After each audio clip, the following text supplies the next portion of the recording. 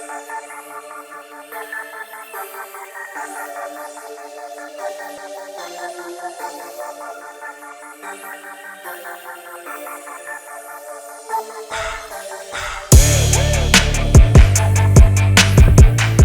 up, Panther fans? Welcome to episode 100 of the Four-Man Rush. Today we got myself, Will, we got Big Smooth, and we got Kev as well. Today we're going to break it down in 3 parts. We're going to look at the Carolina Panthers versus the New Orleans Saints.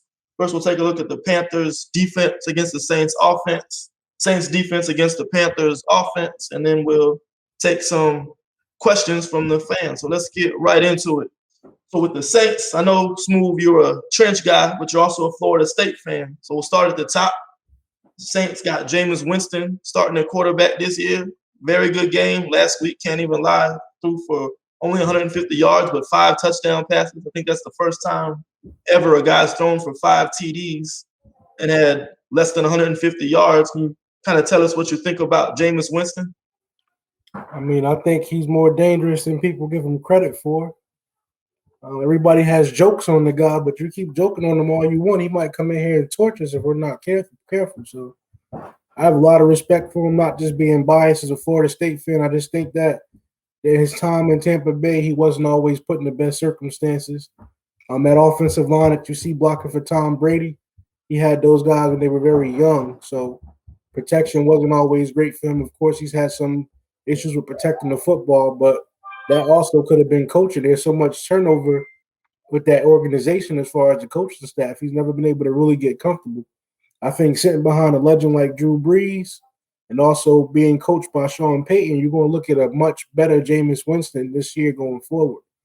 You want to see some new looks on that offense. You know, Michael Thomas is out, but you got guys that we're familiar with like Chris Hogan. He caught a touchdown pass last week. I think the key thing for us is we have to win in the trenches, and that's going to be a tough thing to do because they have a great interior offensive line. I know Eric McCoy is one of Kevin's favorite players in the league. He scouted him heavily, wanted him to come to the Panthers. That didn't work out. If you paid attention to this offseason, Ryan Ramczyk got his check, so he's one of the premier right tackles in the NFL. Andrews Peter's always been solid. So, you know, we were pretty happy about what Burns and Brown did last week against a weak offensive line of the Jets. But this is going to be the real challenge. This is going to tell us what we really are as far as that front four we've got. You know, if these guys don't dominate, it could be a long day for us. So I think the key to the game, is just getting after Winston, making him make mistakes, trying to get that old Winston back out of him. And the way you do that is put pressure on him. So I'm holding Brian Burns accountable this week, Derek Brown. I want to see more Marquise Haynes because every time he's on the field, he's dominant. I want to see us get after it. That's how we're going to beat this football team. You know, Kamara's Kamara. He's going to get his regardless, just like how Christopher McCaffrey gets his regardless every week. I think the key to this game is putting pressure on Winston. Hey, talk about pressure. But you look at this tackle duo. You got Teron Armstead and Ryan Ramczyk. Where would you rank that tackle duo league-wide? Those 2 pretty solid players right there. Top 5. Top 5? Top 5. Top 5. That's why you kind of give our fans kind of a breakdown of what these guys bring to the table. You was asking Kev? Yeah. Yeah, but as far as what they bring to the table, I mean, you're looking at 2 very well fundamentally sound tackles here. I mean, let's start off with Ramczyk. If I'm not mistaken, he came from Wisconsin, right? You remember Smooth? I believe so. Yeah. Okay, I thought so. Just remember, because Wisconsin State putting out quality offensive linemen. But one thing I like about him is that there's no trade-off. Whether it's run game or pass game. I mean, he's definitely a top 5 at his position. You can make an argument top 3, really. He's definitely just a guy that's. I mean, you really going to have to outwork him because he's not going to beat himself too often. Now, has he been handled sometimes? Yeah, because everybody has matchups that give some problems. But for the most part, I mean, you're really going to have to be consistently sound as far as how you're going to attack and counter his moves because he has a wide array of different, techniques that he used in order to, seal off his block in the run game or to allow him to get the proper depth that he needs to um, counter any type of pass rush moves that you try to come to. So with Ramchek, I mean, like I said, you're talking about a top five guy at his position. Armstead, I could say, top 10 left tackle in the league. Again, that's no slouch. That's not a knock at all. Again, as we just stated, as a duo, they're definitely a top five duo. One of the things about him is that in the run game, like he really does get a good push and comes out with good pad levels from the games I've seen him, particularly against us in the past. Uh, he's a player that, whenever he engages, he does have some nasty with his game as well. I've seen. So again, our defensive line, whether we're in the 30 front, which we saw a lot of in base week one, or whenever we come out in a 40 front in our nickel sub packages, uh, whoever's lining up on these tackles, whether it's inside or outside, they definitely have to bring their A game. B game is not going to get it this week as far as going up against these tackles. I don't even like to break these guys down individually because if you just look at what stands out about their offensive line, is continuity. I mean, those guys have been together, especially since Eric McCoy's been in the league. So you're looking at a well-oiled machine. They've been together for so long. You look at that entire unit, and that's why they're productive. I mean, we're still going to have opportunities. If you watched the game last week, Jameis was running for his life a little bit. So he had some. You got some opportunities to rush the passer. I don't want us to feel like this is a lose situation for us. I think we're just making it clear that we got to bring our A-plus game. We have to answer the bell because everybody's trying to crown this D-line as one of the best in the league. This is going to be the opportunity to show that because we're playing against one of the best units in the business. Now we look at the Saints, our previous games with the Saints. There's a few things I noticed we typically struggle with. One, that the zone run scheme with Kamara. Linebackers are out of gaps. Kamara is able to find those cutbacks, kill us in those areas. The screen games always killed us. They take advantage of our aggression, get Kamara in the open field. Guys are overrunning. And then also getting pressure on Drew Brees. The ball was out of his hands so quick, so we weren't able to generate pressure. What are some ways you think we can generate pressure against Jameis Winston to get him uncomfortable and force him into those turnovers that he's been accustomed to during his time at Tampa? I would say show different looks, bring heat from different areas, show things that we didn't show this week against the Jets. You can't be vanilla. I think Phil Snow, in my opinion, he's the best coach on our staff. So I think he's dialing something up that's going to help us get pressure on Winston. But it's not just going to be vanilla, just rushing for A-gap blitzes and stuff like that. No, we're going to have to get a little bit exotic and try to confuse Jameis. And we're going to have to be good in coverage. I mean, some of these sacks got to come from coverage. So you gotta hope that our secondary can win against their receiver room because their best receiver is out. So you got somebody that you drafted top 10. You got Dante Jackson, got the C on his chest. They got to cover. They got to cover back there for us to make some things happen. Kev, I know two guys that played very well, I thought, in the first game was Derek Brown and Daquan Jones. What do you think they need to do against this Saints interior line that had success this week?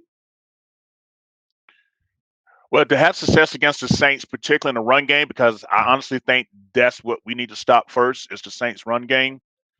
I know we look in and see Jameis Winston stats. Yeah, 5 touchdowns, but still only 100 and I think it was like 48 yards. Now, yes, we know in pass he's capable of putting up 400-yard games. But, with Sean Payton, much as we may dislike him personally, he's an offensive mastermind. So I definitely can see him switching up and probably displaying a different aspect of Jameis's game. But for me, it always begins and stops with the stopping the run game. I know that sounds like an old school philosophy, but that's still true to this day. What you want to do is, you was talking about how to stop Jameis Winston. You make him one dimensional. And with with our defensive tackles, particularly if you guys are noticing, 30 fronts. I know you mentioned Derek Brown and Daquan Jones, but let's also mention Morgan Fox as well. Now, the Jets, they definitely used a lot of base personnel, a lot of 12 and 21 packages, some 22. So we was in base a good majority of the game, particularly in the first half. So it depends on how the Saints, who can do it either way. They can spread it out, or they can just line it up and just try to run power at you. Whatever type of defensive alignment front, those three guys, in addition to the guys we got rotating, definitely are going to have to establish the tone and the tempo. And what I mean by establishing the tone, first of all, we need to come off and win leverage with low pads. This offensive line for the Saints does not play. If you get up with high pads, you blocked. Period. I mean, when you look at you got probably Eric McCoy, who Smooth mentioned, uh, that y'all mentioned earlier that I really had a crush on and wanted here with the Panthers. You're talking about someone that's very sound technically. So if we're in a 30 front, he's going to be matched up with Daquan Jones. Now, even though he is talented, McCoy, I do kind of favor the veteran because Daquan Jones definitely put on a strong game this past week. Now, I know the stats didn't say that, but I was particularly paying attention what he was doing. And what I saw was he is not getting moved up off his spot. He actually gets pushed, and he actually maintains gap integrity. That's something that in the last few seasons playing against the Saints, that when we face their interior, there has been a lot more missed than hit. And here we go. Got Kamara, and last year Latavius Murray, just hitting us through the A and B gaps, and just putting us in second and short situations. As far as Derek Brown and Morgan Fox go, if we're in that 30 front, I just look for them to main thing is maintain gap integrity. Don't be so quick to get up the field because the Saints do. I have seen them do some pull blocking here with that offensive line, and if you're unblocked, be on the lookout. Put your head on a swivel because somebody's coming for you. So you definitely want to make sure that our defensive line is aware, and like I said, don't be aggressive, but control that aggression. Recognize what down and distance that you're in, and to make sure that you establish yourself that you're going to reset the line of scrimmage, which is something that you definitely got to do.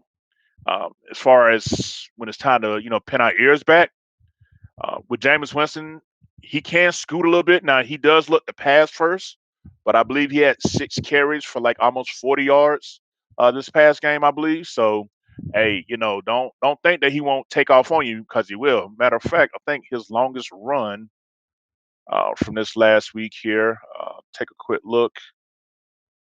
Was for 15 yards. So yeah, 6 carries for 37 yards, and one of them was 15. So, Jameis Winston a scoot on you if you don't stay in your lanes and play your assignments and uh, and maintain your positioning. But yeah, we can force him to go one dimensional by stopping the run first. I definitely like our chances. I know that he's had a couple years off since being in Tampa, but old habits are hard to go by. I think he has grown, but again, if you force the issue and force Jameis to be in a position where he's throwing it way more than handing it off, that definitely favors the Panthers defense, particularly the secondary, who I feel like will have an advantage for once heading into this game.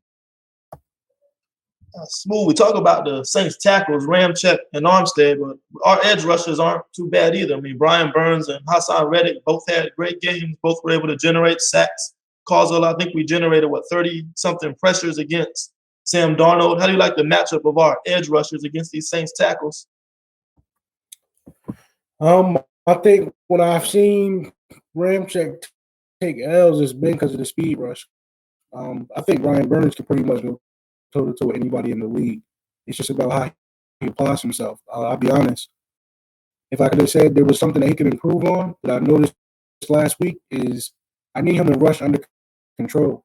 If you pay attention, Brian could have had about 4 sacks. But a lot of times he gets back there and then he's taking the wrong angle. He's so aggressive, he allows him to maneuver around him. So I think he needs to rush under control. To be honest, well, the thing I wanted to point out, because we were talking about stopping the run, I don't think anybody would disagree with me if I said this was the best of Shaq Thompson we've seen. When I go back to the game and look at he and Jermaine Carter were all over the field. And when I take a look at why they were all over the field, it's because our new acquisitions. Jones was holding the guys up. Even when Nixon got in the game, he was holding up the guards. And Derek Brown did a good job. The interior D-line did an outstanding job of keeping our linebackers clean. When you do that, look what you get. We've been waiting, 5-6 years to see the sack. So I think that might be a key to the game too. Keep those linebackers clean so Shaq and Jermaine can get that. Let's talk about our linebackers. I thought Shaq and Jermaine Carter had excellent games. Arguably Shaq's best game of his career. I mean, we're talking 10 tackles, an interception, great in coverage, very improved aspect of his game. But covering Alvin Kamara is another story. I mean, Kamara's a guy, he's giving us headaches. I mean, running the ball, the guy has great contact balance, great vision. He's explosive, good open end speed. It's kind of like slippery. I think Luke Kuechly mentioned how he just kind of, when you tackle him, he goes dead. You just kind of slide off of him. He's just able to break tackles and make plays like that all the time. He's versatile as a receiver out of the backfield, causes a lot of mismatch problems. So what do you think? How do you like Shaq Thompson, Jermaine Carter, and our linebacking core going up against Alvin Kamara this week? And what do you think they need to do to keep him contained? We'll start with you, Kev.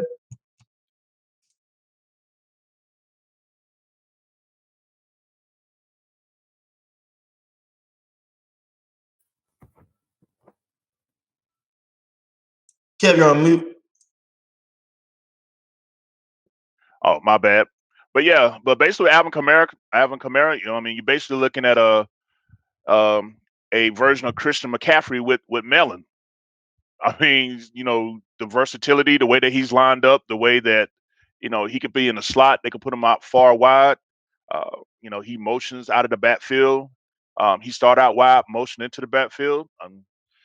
If nothing else, seeing McCaffrey every day, our defense should be in position to understand what it's going to take to get at Alvin Kamara. But as far as neutralizing him, when we have had success slowing him down, and there have been some games that even though we may have lost where he didn't exactly kill us, it was games that where again our defensive line was able to maintain the point of attack and not get out the gaps. Because one thing about Alvin Kamara, if you are out of place on your gap, he will cut that thing back and be off to the races. I've seen it several times, and that's even when they're even doing a zone scheme or even when they're doing their power man blocking schemes. I mean, it's one thing. That's why gap integrity is a must. But as far as our linebackers go, match up against them, I really think that the best thing to do is to just be physically aggressive with him at the line of scrimmage instead of giving him such a clean release. Even though he is accustomed to being out there more, I still would look at possibly, being a little bit just more aggressive with him as when he lines up as a receiver. Now, depending on how Phil Snow, if he wants to match up with the linebacker on Kamara, or if he feels confident with whoever we got playing, at the nickel. However, I think you're going to see a variety of looks. You can't let Kamara just get used to just one certain player, one certain look. Whenever he does line up. But yeah, I just think that teams that have had success slowing him down were able to get physical with him early and often. You get this guy a clean release, you're done. He's just way too talented to just not put hands on him. But that's what I think that needs to be done. But if everybody stays in their gaps in the run game, I think that it'll bode well for us. And main thing is game tackling him. One man is not going to take him down. I've seen so many broken tackles against us with Alvin Kamara that it's depressing. I mean, it's just hard to watch. Like I've seen where I think it was a game. I don't know if it was last year, 2019, where we had him about at the 3 or 4 yard line, and then like I don't know if it was Shaq or somebody, and they like overshot him, and he just sidestepped him and just walked on in, like had him stopped on third down. Could have held him to a field goal. So that's what I feel like. Gap integrity, get physical with him, and gang tackle. Yeah, I remember in 2017, I think it was, Shaq Thompson, he got a lot of payback to do on Kamara. I remember on the 2 yard line, it was like 4th and goal. Kamara and Shaq met. Bam! Shaq ran him over. Kamara got in the end zone. You just can't have those kind of plays. I think with Kamara, pad level and wrap up, just sound fundamental tackling is important this week. Leverage, pad level, wrap up, know what you're seeing. You can't over pursue. He's got good vision. But I think we added some athleticism with our linebackers this year. I think Carter has done a great job since he began starting. I think it was week 15 or 16 last year. Frankie Louvu, I think he got 16 defensive reps in the first game. So, maybe he can be utilized as well to help contain him. We'll see how that goes. As far as the wide receivers go, you got Marquez Callaway and Traquan Smith, who, they're very capable. Sean Payton, you got to remember about what Payton does. Just because they don't have Michael Thomas, one thing he's always done well is scheme guys open. So Marquez Callaway, I think, was a talented receiver coming out of Tennessee. You watch him against LSU. He gave Dante Jackson headaches, actually, that year. So I think with them, you just got to be real physical. I like our corner matchup. I think this is the best corner duo we're bringing into New Orleans since, probably 2015, as I can recall. And I think with Michael Thomas out, I like our advantages with the wide receivers. Their tight ends, Adam Troutman, I think he's that guy from Dayton, another guy who was on our draft target list, still a young guy developing. So I think there's a lot of youth at the wide receiver and tight end position that these guys don't scare me. I think if there's any time to stack the box, play our base defense, and focus on containing the run, containing Alvin Kamara, and making Jameis Winston bite back and beat us, this will be that week. So I like our chances overall. So just looking at it globally, what do you think the 3 keys to victory for the defense are this week? We'll start with you, Smooth.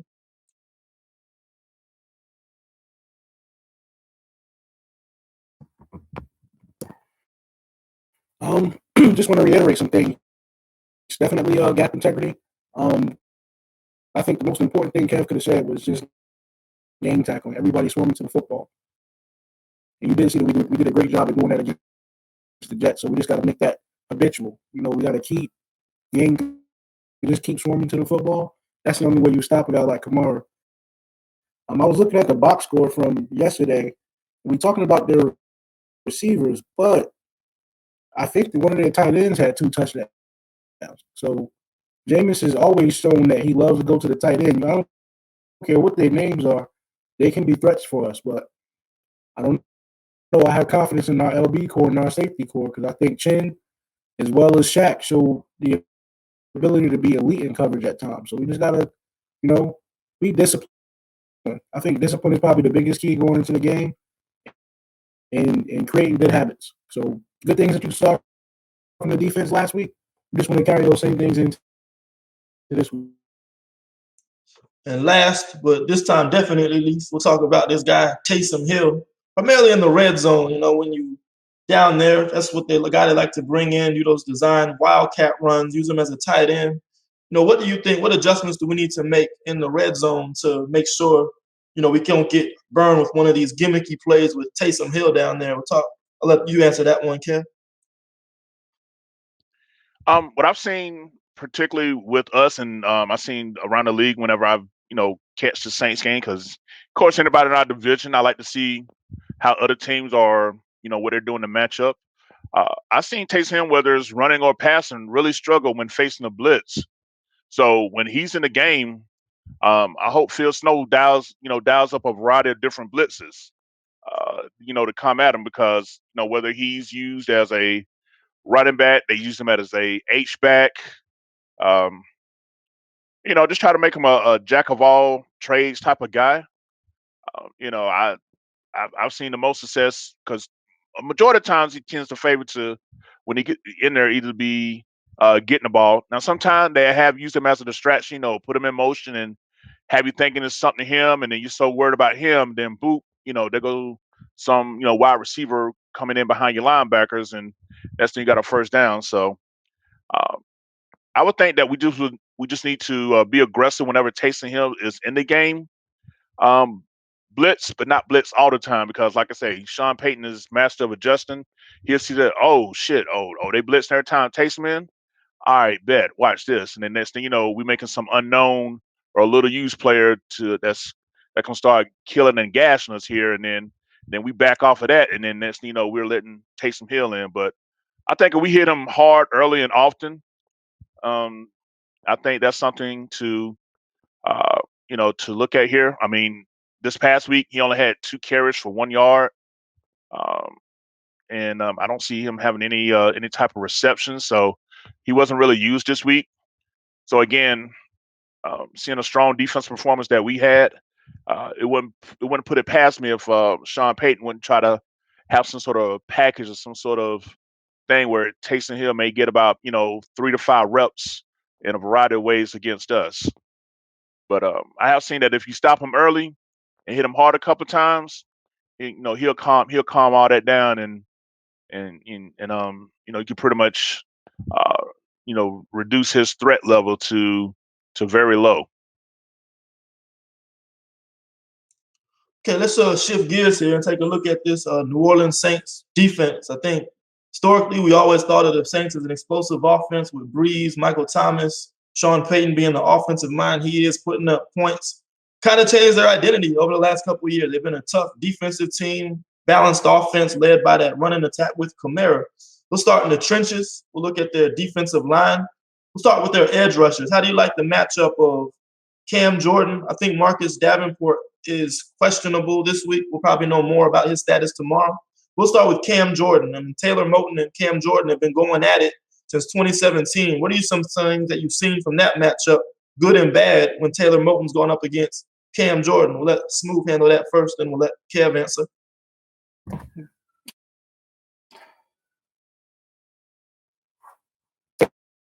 He's got to put his strengths.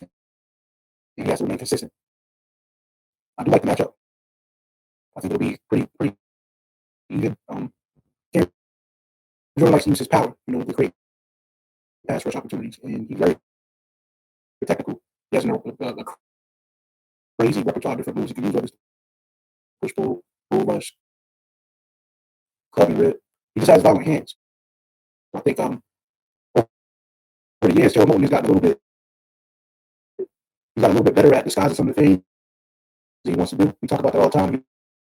He uses a variety of different hand tracks and things like that. Just like it's a game for the edge rusher to try to get an advantage. You can see Taylor plays just as well. So he's going to bring his game. I don't mind that at all. I just think I need him to be completely consistent because he will give up. He will look bad once in a while. We can't have that this week. If Davenport does play, same thing on the other side. I saw Cam get exposed for one play last week. Just got completely overrated. But for the most part, he was pretty consistent. Like I said about the defense, I think we just have to create good habits and things that we did well. They have to carry on from a week-to-week basis. I want to see Cam Jordan build upon his performance from that. I was in front of him. But you asked me to be honest and not biased. The advantage does go to the edge rushers of our tackle. Not just in the situation. We don't have elite talent at left tackle position.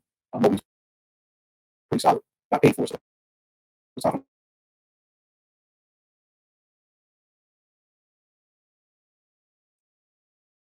All right, Kev, we'll let you next. What do you think about what have you seen from Taylor Moton going up against Cam Jordan since he came into the league in 2017, the ups and downs? I know you did a breakdown on Twitter last year. You got to tell everybody what you were able to see.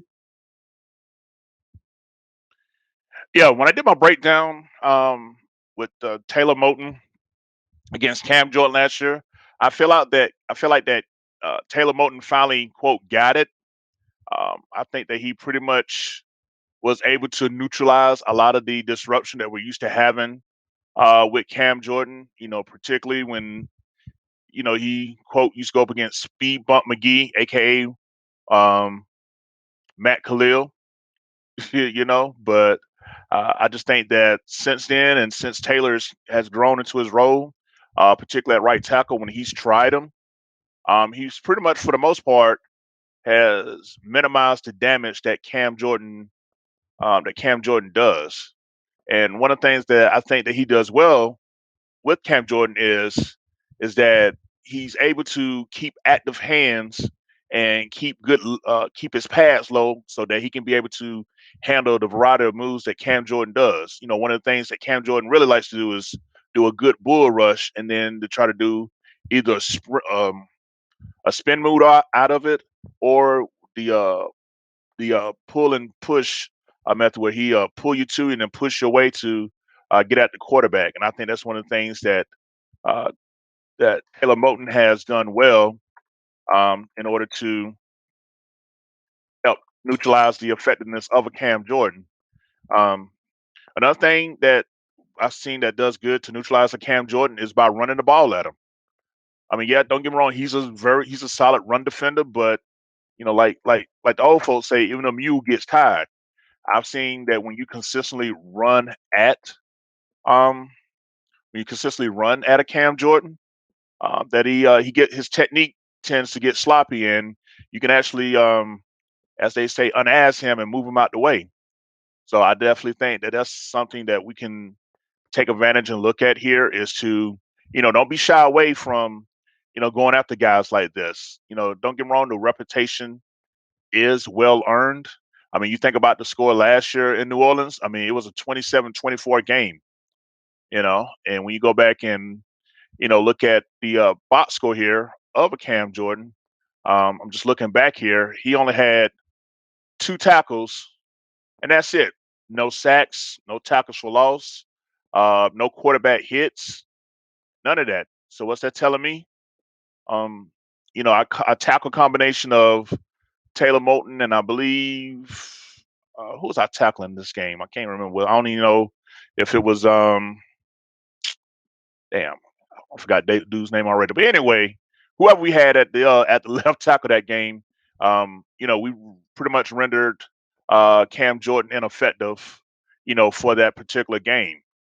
So it's not that Cam Jordan can't be handled, but you just got to be consistent in what you do with him. So um, that's that's what I feel like is the best way to come at a Cam Jordan from a Taylor Moton perspective is to run at him and to definitely chip block sometimes from time to time. But for the most part, Taylor can handle him on his own. And one name we don't see on that D line is Sheldon Rankins. They got two guys, new starters there, Malcolm Roach and Christian Ringo. You think this is a get right week for our guards, Pat Elfline and either John Miller or Dennis Daly Smooth? No, not at all. I don't have any type of confidence in that interior. I don't know about no get back. I just think they're absolutely trash. So hopefully Joe Brady, because this is what he asked for, hopefully he can scheme around it, like hopefully do a lot of outside stuff. But I don't see us winning too much with that name. If you look at the comments, guys are trying to sign a petition to get Elfon out of here. So no, I don't see this as a get back game or a get right game for them. My confidence is totally in Cam Irvin and Taylor Moton. I've seen a lot of growth from Cam Irvin, and you guys know I've been real hard on him, so I might be eating some crow because he's getting better every week. But as far as that interior group goes, Dennis Daly looked absolutely trash last week, and so did Elfon. They're definitely the weakest links on this unit. You just got to hope that all 5 guys collectively can get better together. But individually, no, I'm not sold on us winning any battles with. Now, to me, you all might have your own opinion, but to me, the strength of the Saints defense is the linebacker core. Demario Davis, one of the better middle linebackers in the league. You got Quan Alexander, who was fantastic in Tampa Bay. They were able to pick him up. So how do you like our matchup against these linebackers? I know Christian McCaffrey, he's struggled against the Saints. You see his stats on the bottom line. We just haven't been able to run the ball effectively against him. He's only averaging 30 yards rushing in 6 games, 3.2 yards per carry. Let's first start. He's a versatile player, so we'll cover both aspects of McCaffrey's game. What do you think we got to do to get the running game going with CMC against the Saints finally, Kev? Well, for me to get CMC going, I mean, with this offensive line, when we got below average guards and you playing a team that uses primarily a 40 front like the Saints do, again, their interior defensive tackles, uh, if you can't control them, there's no way to get to those linebackers that you mentioned. A lot of times you want to have where you like double team the defensive tackles and slide on off to the next level and get the linebackers. But when you're looking at, you know, Pat Fu, uh, Matt Paradis, John Miller, or if he comes back, or Dennis Daly, depending on how John Miller comes out this COVID situation. Um, it's gonna be tough sledding. The best thing I can think of to get Christian McCaffrey going is to take advantage and try to establish our passing attack to kind of uh, loosen up that uh, loosen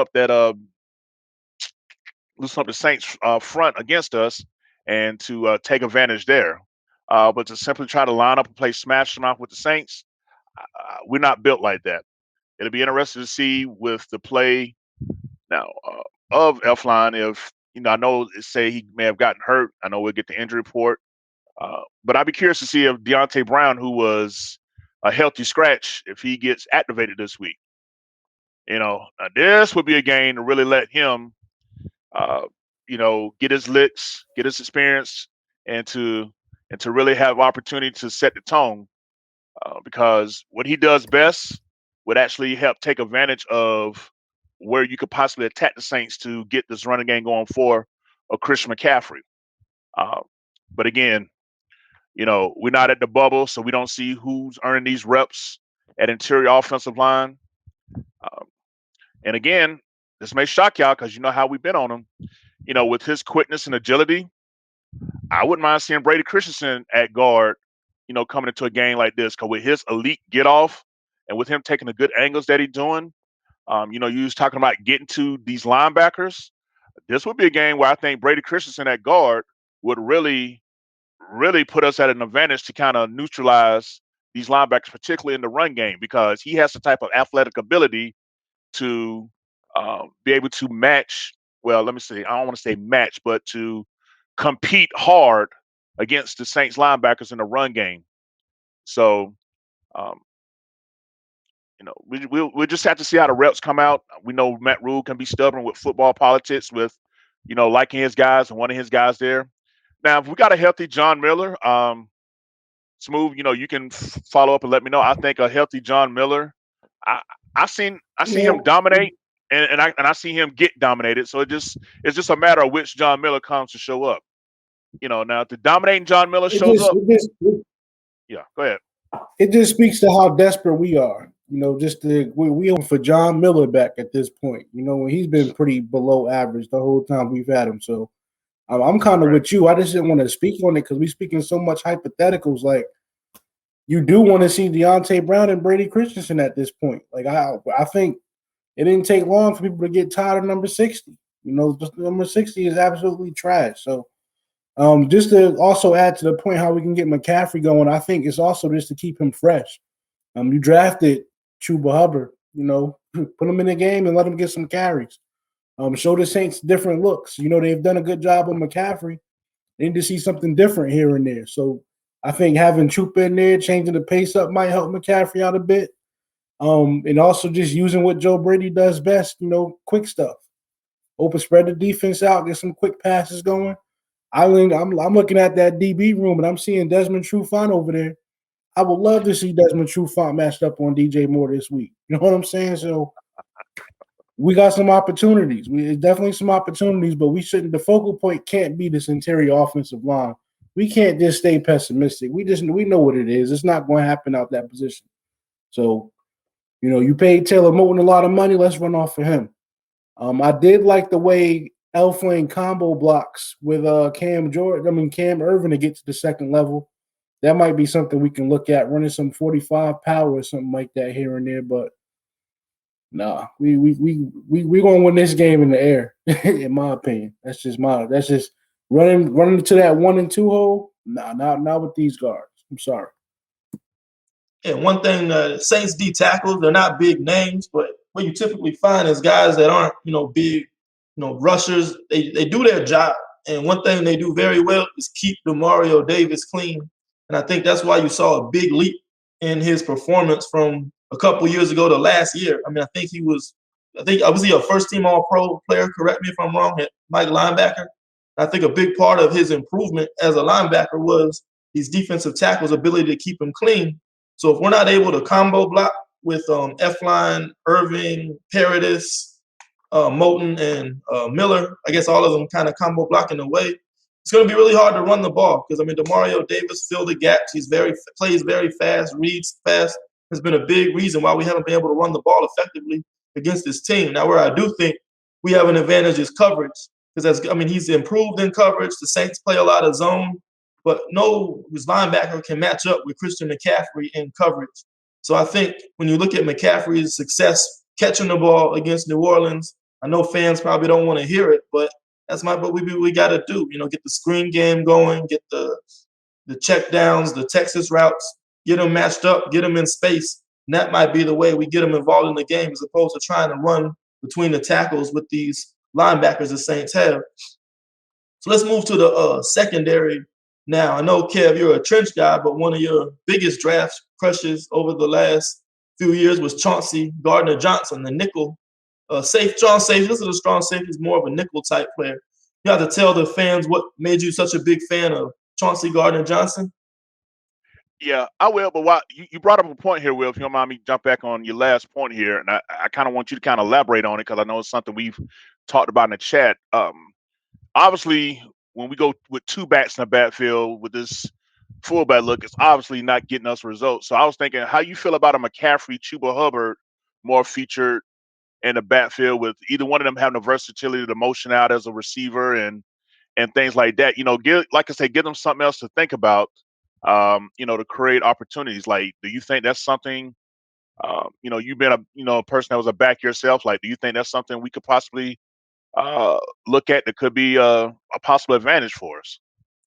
Yeah, that's something Josh McDaniels likes to do with the New England Patriots is create matchups through personnel packaging. So you come in with two backs. How are the Saints going to defend that? They're going to bring in an extra linebacker to match up with the two running backs. So now instead of having, 11, 10 personnel with a nickel corner in there covering McCaffrey in the slot, you're going to be going against the Saints base defense and having three linebackers. So by having the two backs back there, Chuba Hubbard and Christian McCaffrey, now you come in, you show that two-back look, get them in their base defense, motion McCaffrey out. Now you got a nice little mismatch against one of these linebackers who can't cover them in space.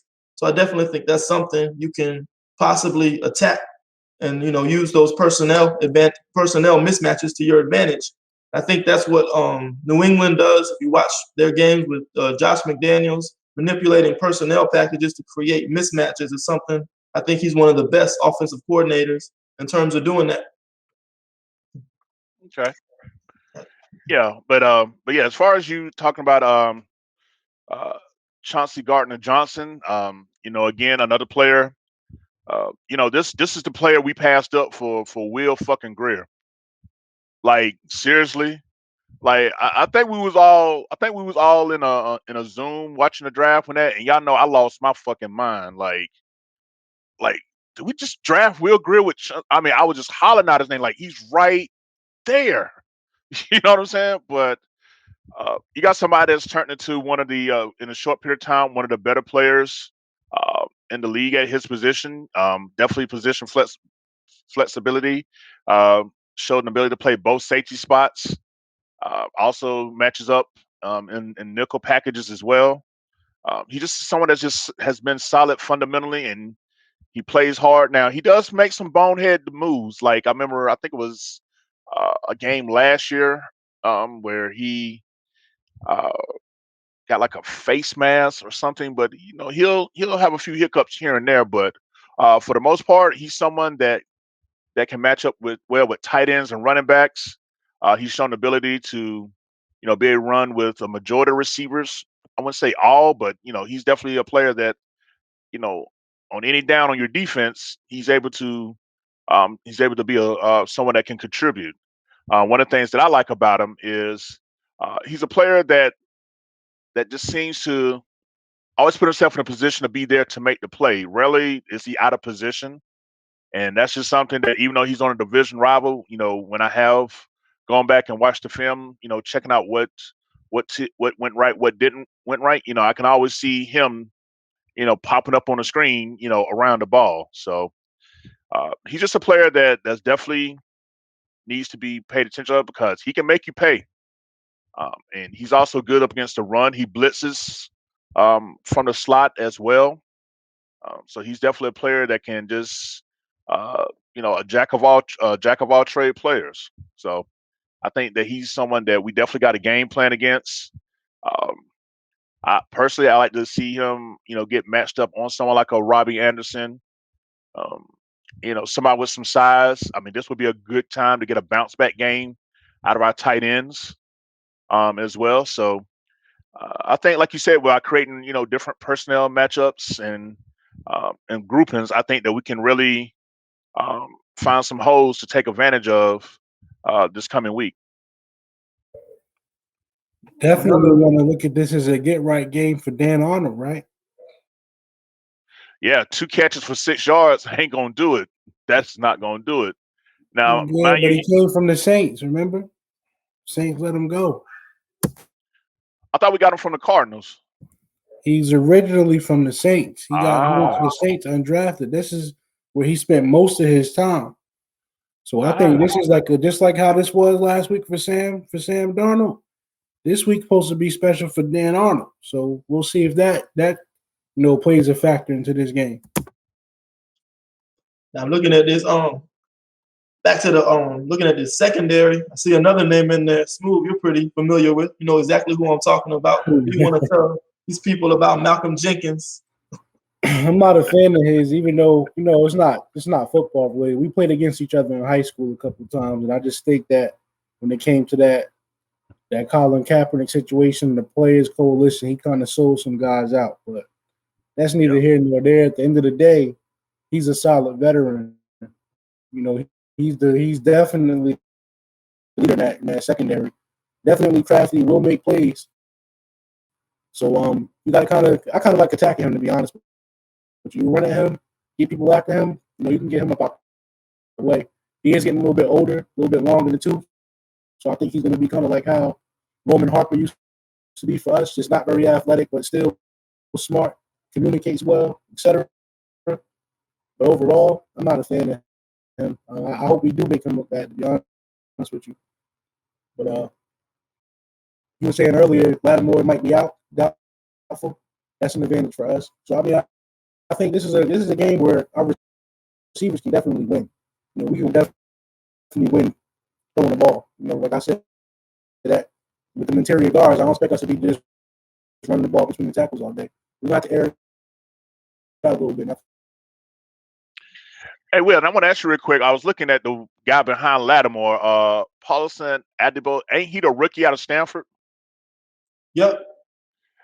I think that was someone that I kind of was looking at here, and y'all guys was kind of like, he good, but he got some issues. I can't think off the top of the head, but what from what you remember about, because we looked at so many people when we was doing our Foreman Rush draft profiles. Like, if you can think of anything, what can you remember about him? Because it was something about his game that I liked, but you guys like, yeah, you got to look a little bit deeper than that, Kev. So, I was trying to go to DBU with you guys this off season.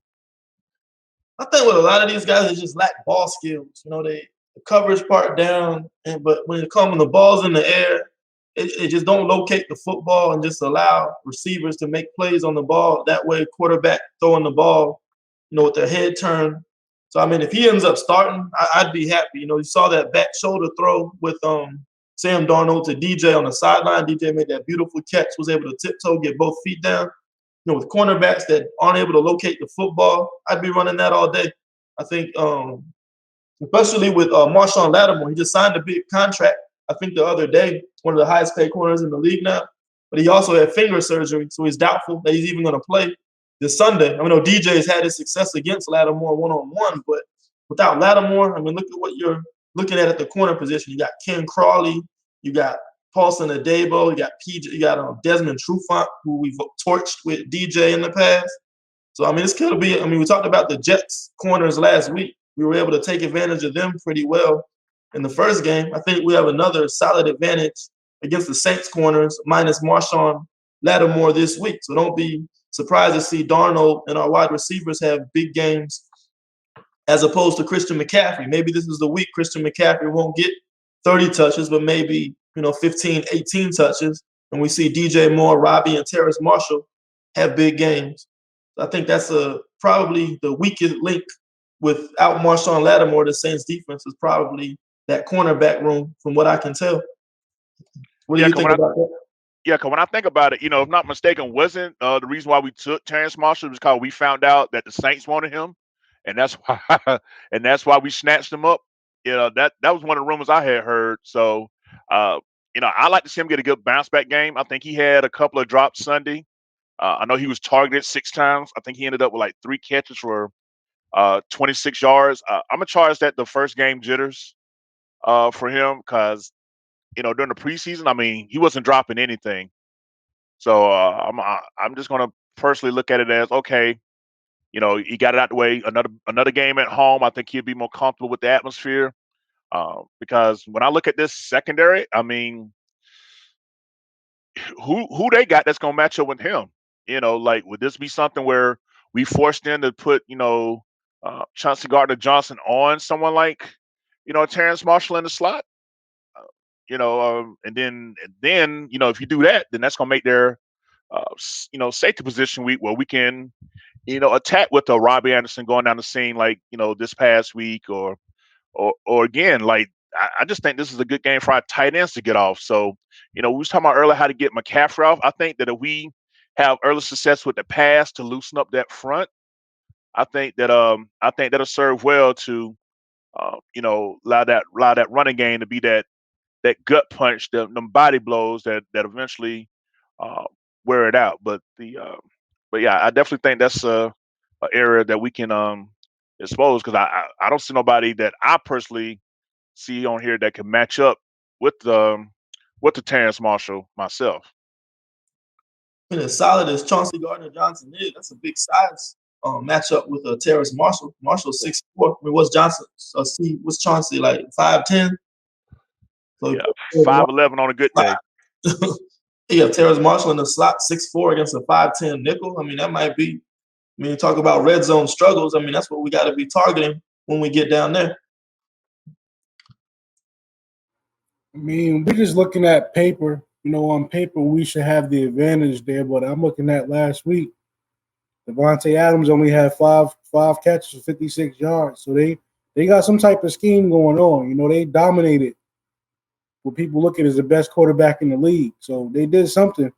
We got to expect whatever, from that secondary. Even though the names aren't big anymore or popular, schematically they're doing something to be successful. So this is going to come down to coaching for me. How are our coaches preparing for this week?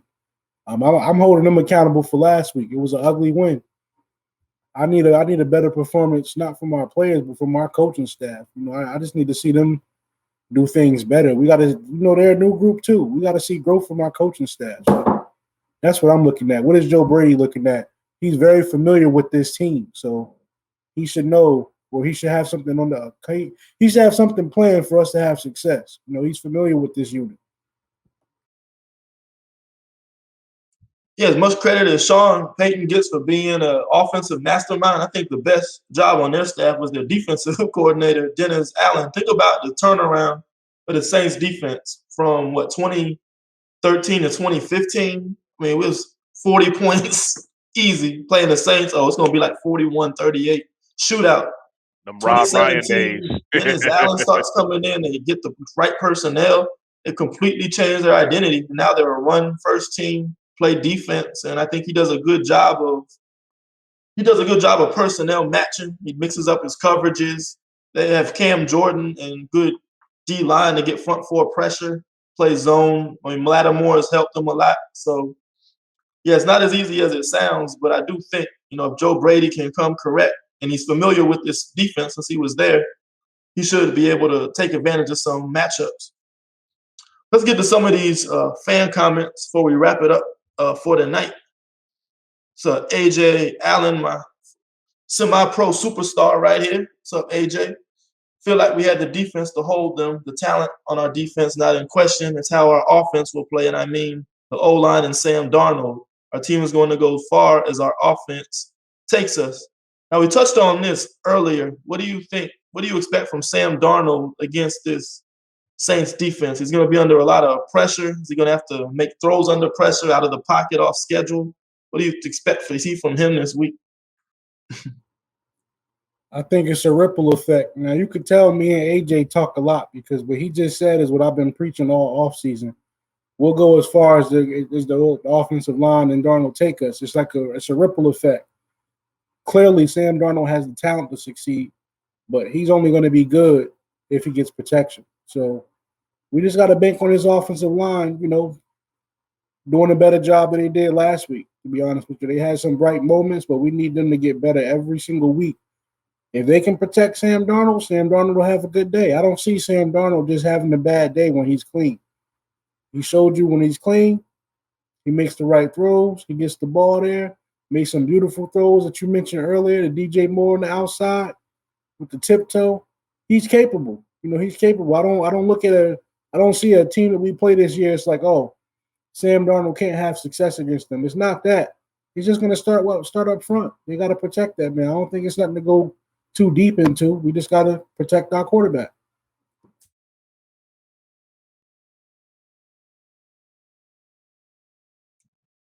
Kev, you have anything to add to this comment? Not much really. I just noticed that when we kept Sam clean the first couple of drives before he started feeling any type of pressure, I think that was good for his confidence overall. And Smooth, I agree with you. Overall, it's a team effort. I know you wasn't pleased, but for me, I look at it as from a confidence level, this was a good game because from the fact that our starters didn't play much in the preseason, even with the reduced game. I mean, we're talking about a half. So I expected there to be some mistakes, and there were on all three phases. Like it's even as dominant as our defense was, there definitely was some mistakes. Personally, I think we should have had 10 sacks Sunday, and that's not being an exaggeration. Like we was bringing heat from here to there, and like with Jameis Winston, we want to get him unnerved. We got to put that type of pressure in and bring him down when we get the first set of hands on him.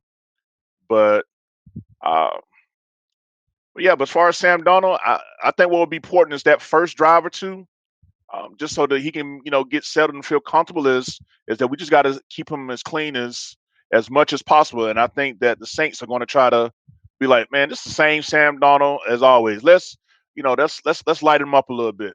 We not the Jets, and Sean Payton. He has that arrogant side about him. So I definitely think that they're going to try to do some things to try to unrattle Sam Darnold early and often, and hope that is shakes his confidence and puts them at an advantage. Okay, let's move on to this next comment. Man, I want to see how that whole line handles that pass rush of the Saints. Jordan and Davenport are going to bring it differently than the Jets. Now, keep in mind, Davenport is on the injury report. He's questionable, so we'll see if he ends up playing. As far as the comment, we kind of touched on it. We kind of touched on Cam Jordan versus Taylor Moton earlier. What do you guys think of Marcus Davenport versus Cam Irving on the opposite side if Davenport's going to play this week?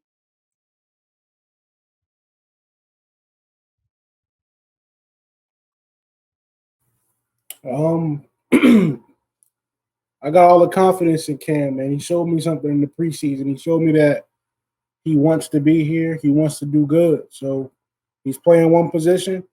With him only playing one position, the only thing I ask for him is just to look for consistency and to get better every single week. I told you he had a couple lapses last week. We're not going to be able to have that this week. He's got to be consistent every single down and try to be aggressive. That's one thing I do like about him. He is aggressive. So, he got to look out for the violent hands that these premier rushers bring. He's got to use his technique, and he has to stay confident in his technique. That's the only way he's going to have any success. So, it's a good edge group that we facing, but, we got to do the impossible sometimes. They brought him here for a reason. They signed him on the first day of free agency. Clearly, this coaching staff sees something in Cam that we haven't saw, that I'm beginning to see. So, we just going to go into Sunday with confidence, man. Let's hope we can dominate in the trenches. Kev, when you think of Marcus Davenport, we're talking about one of those long, athletic rushers, kind of wins, not really got the greatest arsenal of moves, but just his length gives guys problems. He's strong, great athlete. What are some ways you deal with what are some ways Cam Jordan can deal with an edge rusher like Davenport this week? You mean Cam Irvin, right? Right. What did I say? Yeah. Well, I mean, when you look at the type of injury that he's facing, I think that everything that you just mentioned is going to be negated. I know we've been mentioning he's injured, but I just looked it up.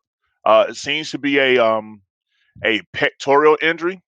So with the pecs, that's all that upper body. That's all that length that you was mentioning and strength and things like that. So depending on, they're waiting on this MRI to come back as well. But, depending on, how they choose to go about it or what the results say, even if he plays as someone that's done had a pec injury, um, I think that favors if he's going to be matched up against Cam Irvin. I think the advantage goes to Cam Irvin because with Cam Irvin himself having length and having, personally, I think he's a better athlete than Davenport. Smooth. You're a Cam Irvin guy, so you can attest to that as far as the athletic matchup between the two. But I get the advantage to just Cam Irvin on this matchup simply because even if he does play with the pec injury, that takes some time to get that full range of motion, to get that extension that you need when you're trying to,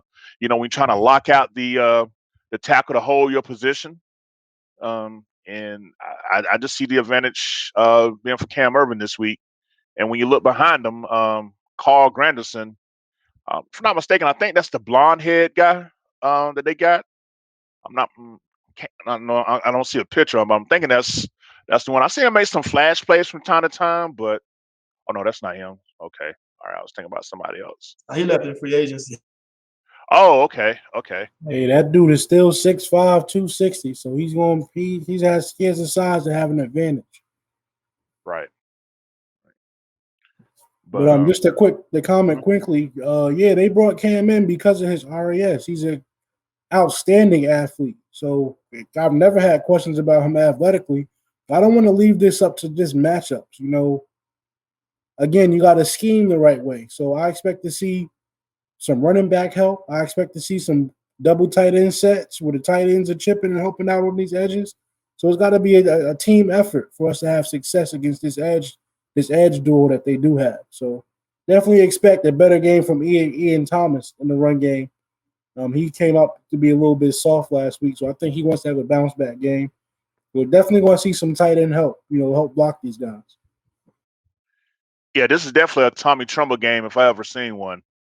I don't know if you guys went back and checked out that last run by McCaffrey to seal the first down to go to victory formation, but Tommy Trumbull got some people to hell up out the way on that play, and I think that when I think we were sharing that clip in the Foreman Rush chat earlier today, how number 47 for the Jets just pretty much just threw Ian Thomas out the way and made the tackle on McCaffrey, even though McCaffrey was able to fall forward for about 4 yards. But still, I think with what we've seen Tommy Trumbull do and what his reputation is known for as a blocker, I could see him definitely getting more reps to help out on the edge against a Davenport or Cam Jordan or whoever.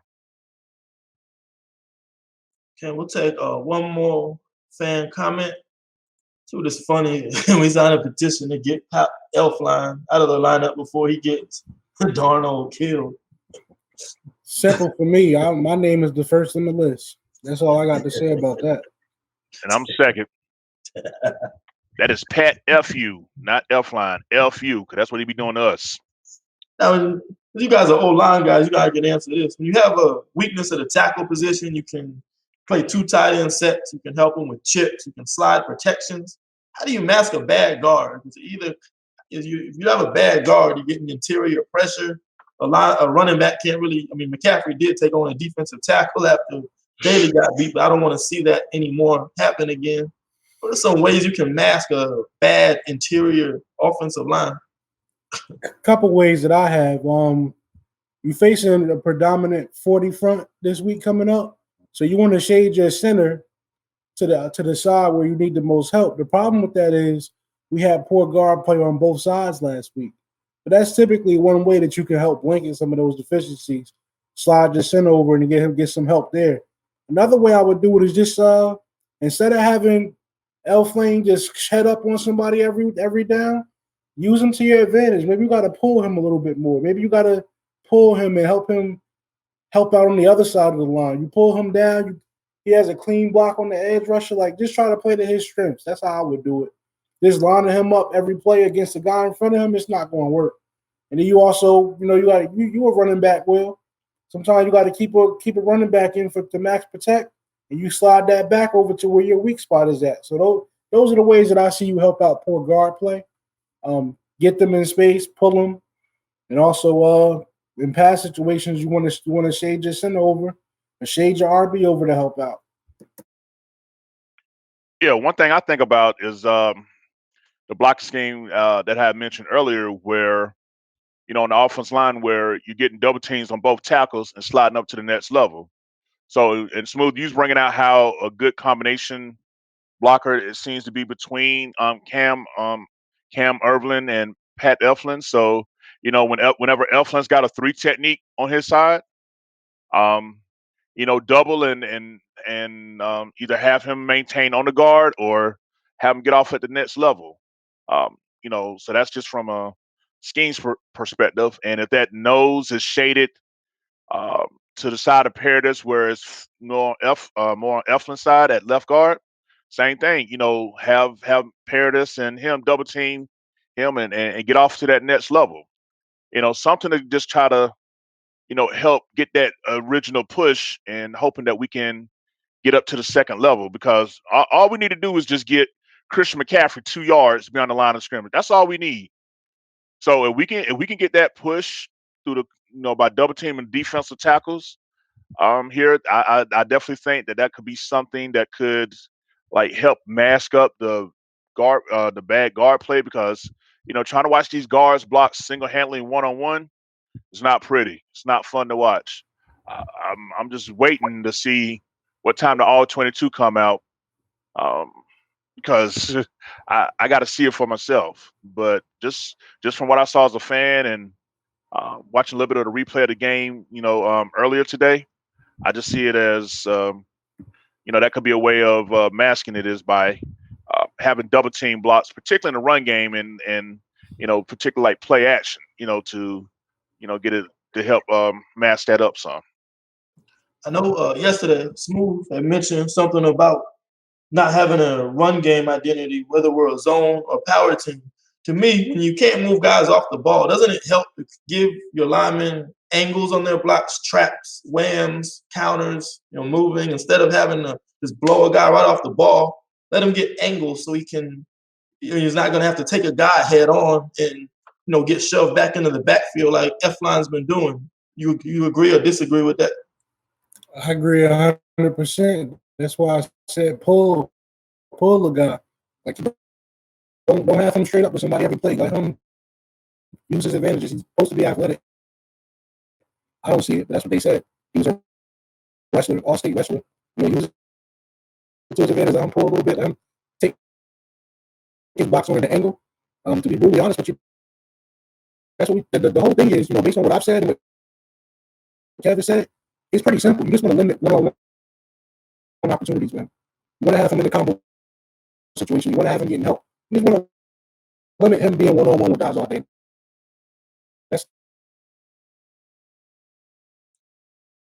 Okay, so that wraps it up for the fan comment. So that's going to wrap up episode 100. Appreciate everybody for your support through all this time. Hard to believe we finally made it this far. You guys have any final comments before we sign off today?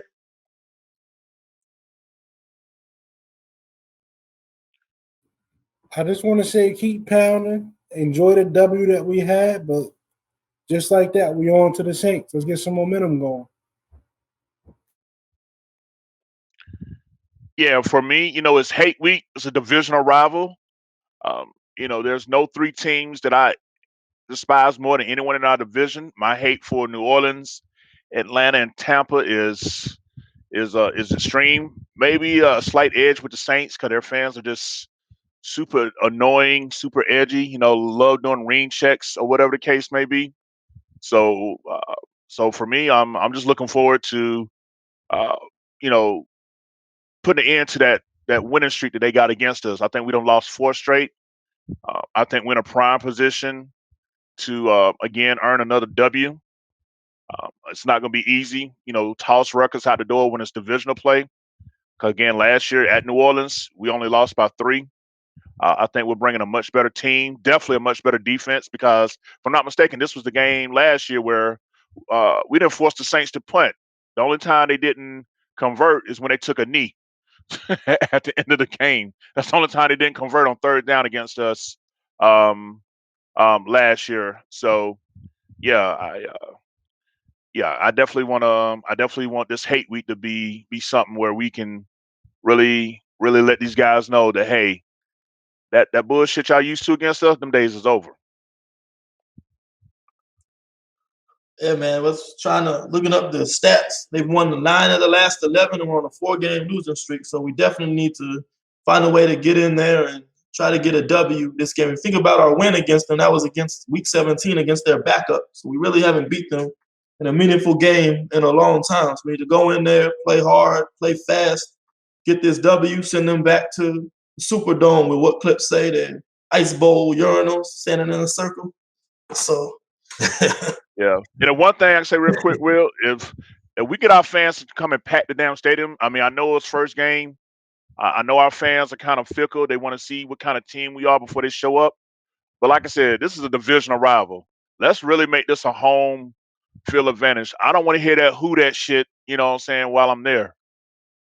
Let's, let's have some more fans in these seats than what I saw this past week against the Jet. We won.